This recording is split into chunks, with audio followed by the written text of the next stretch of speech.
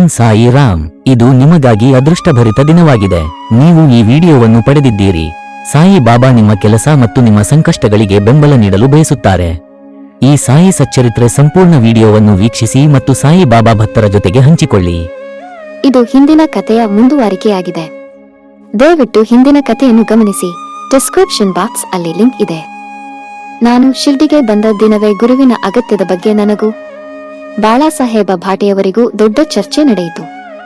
ನಮ್ಮ ಸ್ವತಂತ್ರತೆಯನ್ನೇಕೆ ಬಿಡಬೇಕು, ತವರಿಗೇಕೆ ದಾಸರಾಗಬೇಕು, ಗುರುವಿನೇ ಅಗತ್ಯವೇನು, ನಮ್ಮ ಕರ್ತವ್ಯವನ್ನು ನಾವು ಮಾಡಬೇಕು, ನಮ್ಮನ್ನು ನಾವು ಕಾಪಾಡಿಕೊಳ್ಳಲು ಶ್ರಮಿಸಬೇಕು.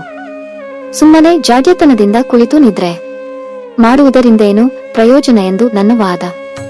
ವಿಧಿ ಏನು ಸಂಭವಿಸಬೇಕೋ ಅದು ಸಂಭವಿಸಿಯೇ ತೀರುತ್ತದೆ. ಅನೇಕ ಮಹಾತ್ಮರು ಸಹ ಅನುಭವಿಸಿದ್ದಾರೆ.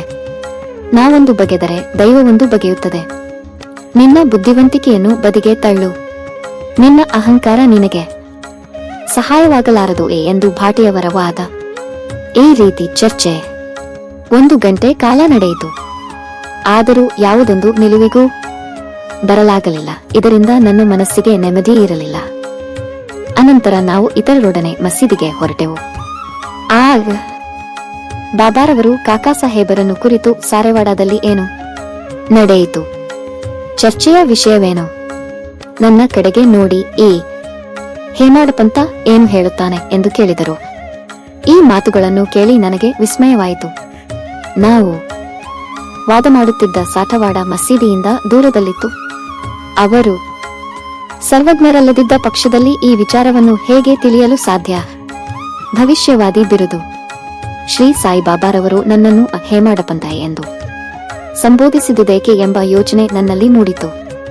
ಈ ಪದದ ಮೂಲ ಹೇಮಾದ್ರಿ ಪಂತ. ಹೇಮಾದ್ರಿ ಪಂತರವರು ಯಾದವ್ ಕುಲದ ದೇವಗಿರಿ ಮಹಾರಾಜರಾದ ಮಹಾದೇವ ಮತ್ತು ರಾಮದೇವ ರಾಜರಿಗೆ ಮಂತ್ರಿಯಾಗಿದ್ದರು.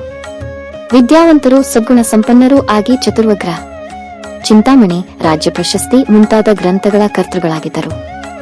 ನವರೀತಿಯ ಲೆಕ್ಕದ ವಿಧಾನಗಳನ್ನು ಕಂಡುಹಿಡಿದಿದ್ದರು. ಮೂಡಿ ಲಿಪಿಯನ್ನು ಸೃಷ್ಟಿಸಿದವರು. ನಾನಾದರೂ ಇದಕ್ಕೆಲ್ಲ ತದ್ವಿರುದ್ಧ ಸಾಮಾನ್ಯ ಮಾನವ. ಆದುದರಿಂದ ನನಗೇಕೆ ಈ ಬಿರುದನ್ನು ದಯಪಾಲಿಸಿದರು ಎನಿಸಿತು. ಅರ್ಥವಾಗಲಿಲ್ಲ. ಕೂಲಂಕಷವಾಗಿ ವಿಚಾರ ಮಾಡತೊಡಗಿದೆ. ಆಗ ಈ ಬಿರುದು ಕೊಟ್ಟಿರುವುದು ನನ್ನ ಅಹಂಕಾರ ನಿರ್ಮೂಲನಕ್ಕಾಗಿ ಎಂದು ಮನಗಂಡೆನು ಮತ್ತು ಚರ್ಚೆಯಲ್ಲಿದ್ದು ನನ್ನ ಬುದ್ಧಿವಂತಿಕೆಗೆ ಕೊಟ್ಟ ಸನ್ಮಾನ ಎಂದು ತಿಳಿದುಕೊಂಡೆನು.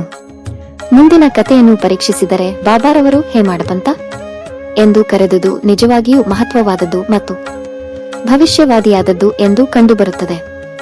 ಏಕೆಂದರೆ ಅವರು ತಮ್ಮ ಮುಪ್ಪಿನಲ್ಲಿ ಶ್ರೀ ಸಾಯಿ ಸಂಸ್ಥಾನದಲ್ಲಿ ಮೇಲ್ವಿಚಾರಣೆಯನ್ನು ನೋಡಿಕೊಳ್ಳುತ್ತಿದ್ದರು. ಲೆಕ್ಕಪತ್ರಗಳನ್ನು ಸಹ ಅವರೇ ನೋಡಿಕೊಳ್ಳುತ್ತಿದ್ದರು.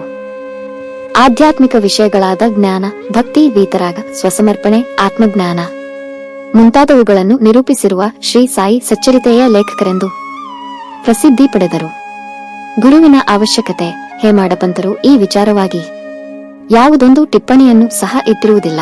ಆದರೆ ಕಾಕಾ ಸಾಹೇಬರು ಈ ವಿಷಯದ ಬಗ್ಗೆ ಈ ರೀತಿ ಹೇಳಿರುತ್ತಾರೆ. ಹೇಮಾಡಪಂತರನ್ನು ಸಂಧಿಸಿದ ಮಾರನೆಯ ದಿನವೇ ಶ್ರೀ ಕಾಕಾ ಸಾಹೇಬ ದೀಕ್ಷಿತರವರು ಶ್ರೀ ಬಾಬಾರವರಲ್ಲಿಗೆ ಹೋಗಿ ನಾನು ಈಗ ಶಿರ್ಡಿ ಬಿಡಬಹುದಲ್ಲವೇ ಎಂದು ಕೇಳಿದರು. ಆಗ ಅಲ್ಲಿದ್ದ ಕೆಲವರು ಎಲ್ಲಿಗೆ ಎಂದು ಕೇಳಲು ಬಾಬಾರವರು ಮೇಲಕ್ಕೆ ಎಂದರು. ಆಗ ಅಲ್ಲಿಯೇ ಇದ್ದ ಓರ್ವನು ದಾರಿ ಹೇಗಿದೆ ಎಂದು ಪ್ರಶ್ನಿಸಿದನು. ಬಾಬಾರವರು ಅಲ್ಲಿಗೆ ಹೋಗಲು ಅನೇಕ ದಾರಿಗಳಿವೆ, ಇಲ್ಲಿಂದಲೂ ದಾರಿ ಇದೆ. ಆ ದಾರಿ ಬಹಳ ಕಠಿಣವಾದುದು. ದಾರಿಯಲ್ಲಿ ಹುಲಿ ಮತ್ತು ತೋಳಗಳಿವೆಯಾ ಎಂದರು. ಅದಕ್ಕೆ ನಾನು ಕಾಕಾ ಸಾಹೇಬ ಬಾಬಾ ನಮ್ಮೊಂದಿಗೆ ಮಾರ್ಗದರ್ಶಕನನ್ನು ಕರೆದುಕೊಂಡು ಹೋದರುಳಿತಲ್ಲವೇ ಎಂದು ಕೇಳಲು ಬಾಬಾರವರು ಆಗ ಕಷ್ಟವಿಲ್ಲ, ಮಾರ್ಗದರ್ಶಕನು ಸುರಕ್ಷಿತವಾಗಿ ಉದ್ದೇಶಿತ ಸ್ಥಳಕ್ಕೆ ಕೊಂಡೊಯ್ಯುವನು. ಮಾರ್ಗದರ್ಶಕನಿಲ್ಲದಿದ್ದ ಪಕ್ಷದಲ್ಲಿ ದಾರಿಯಲ್ಲಿ ತೊಂದರೆಗೀಡಾಗುವ ಸಂಭವ ಇದೆ ಎಂದುತ್ತರಿಸಿದರು. ಈ ಉತ್ತರ ಅಲ್ಲಿಯೇ ಇದ್ದ ದಾಬೋಲಕರವರ ಗುರುವಿನ ಅಗತ್ಯವಿದೆಯೇ ಎಂಬ ಪ್ರಶ್ನೆಗೆ ಉತ್ತರವಾಗಿದ್ದು ಅವರು ಯೋಚಿಸತೊಡಗಿದರು. ನೈಜವಾದ ಪಾರಮಾರ್ಥಿಕ ಜ್ಞಾನ ಸಂಪಾದನೆಗೆ ಗುರುವಿನ ಅವಶ್ಯಕತೆ ಇದೆ ಎಂದು ತಿಳಿದುಕೊಂಡರು. ಉದಾಹರಣೆ, ಅವತಾರ ರೂಪಿಗಳಾದ ಶ್ರೀಕೃಷ್ಣ ಶ್ರೀರಾಮ ಇವರು ತಮ್ಮ ಸ್ವಾನುಭವಕ್ಕೋಸ್ಕರ ತಮ್ಮ ಗುರುಗಳಾದ ಸಾಂದೀಪನಿ ಮತ್ತು ವಸಿಷ್ಠರಿಗೆ ಶರಣಾಗತರಾಗಲಿಲ್ಲವೇ? ಶ್ರೀ ಸಾಯಿ ಪ್ರಣಾಮ. ನೀವು ಈ ವಿಡಿಯೋವನ್ನು ಇಷ್ಟಪಟ್ಟರೆ ದಯವಿಟ್ಟು ಈ ಚಾನೆಲ್ಗೆ ಸಬ್ಸ್ಕ್ರೈಬ್ ಮಾಡಿ, ಲೈಕ್ ಮಾಡಿ, ಶೇರ್ ಮಾಡಿ ಮತ್ತು ಓಂ ಸಾಯಿ ರಾಮ್ ಎಂದು ಕಾಮೆಂಟ್ ಸೆಂಡ್ ಮಾಡಿ.